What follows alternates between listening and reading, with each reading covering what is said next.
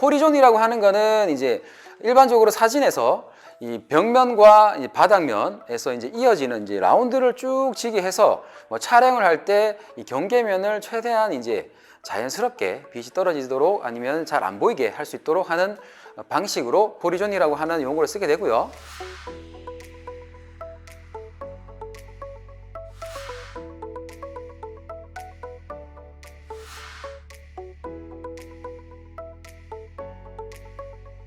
보통은 이제 우드, 나무로 이렇게 짭니다.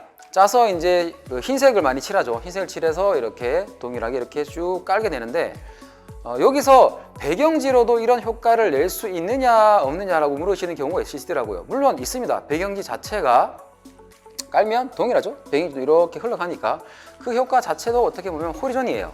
자, 그런데 왜 호리존이라고 하는 거를 만드느냐? 폭이 이제 3m 이상, 그죠? 좀 4m, 5m까지 좀 크게 작업을 하는 부분에서 좀 필요하다. 아니면은 내가 공간이 좁아서 뭐 기역자로 이렇게 호리존을 만들고자 하는 경우에는 이렇게 호리존을 만드시면은 아무래도 좀 더 넓은 폭의 뭐 대가족이라든지 뭐 다양한 촬영을 하는데 도움을 줄 수가 있게 되는 거겠죠. 자, 그러면 호리존을 나는 반드시 설치를 해야 된다. 그런데 이 호리존에 배경지도 그 위에다가 이제 호리존을 설치를 하고 그 다음에 배경지를 부착을 할 경우가 발생하게 되겠죠. 이때 고려해야 될 부분이 있습니다.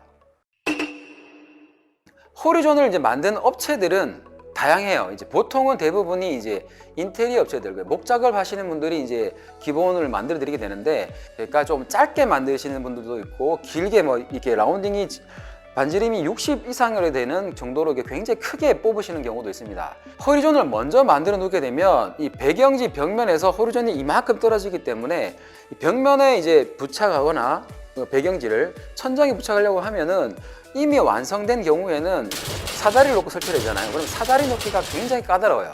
사다리를 놓고 내가 팔이 보통 1m 정도라고 했을 때 이 작업을 하게 되면은 셀프라든지 아니면 전문 시공업체가 오더라도 굉장히 좀 힘들어합니다.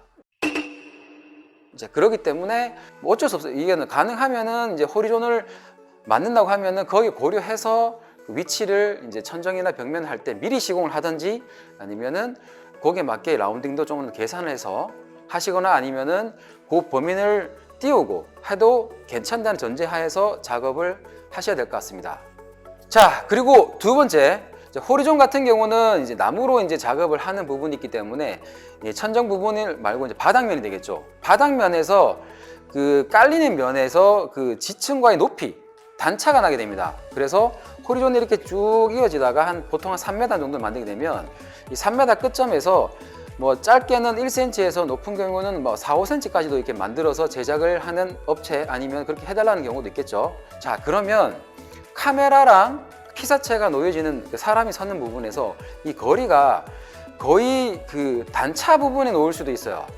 카메라 같은 경우는 뭐 살짝 이동을 한다 하더라도 문제는 스탠드형 조명을 놓았을 때 그 부분에 조명을 놔야 되는 현장들이 분명히 나와요. 자, 그러면 스탠드는 어떻습니까? 이 평면일 때 이게 잘 굴러가지만 일반적으로 이제 그렇게 되면 가다가 턱 걸려요. 그죠? 이해가시죠? 이렇게 걸리는 부분이 있습니다. 그래서 내가 호리존을 뽑아낼 때 이 조명을 세우는 스탠드가 거기에 혹시 동선이 걸리지 않는지, 만약에 걸린다면 완전히 길게 뺄지 아니면은 조금 더 좁게 뺄지, 이런 어떤 조명의 어떤 이동성도 고려한 그런 시공의 마무리를 업자랑 확인을 하셔야 된다는 거, 그것도 하나의 팁이 됩니다.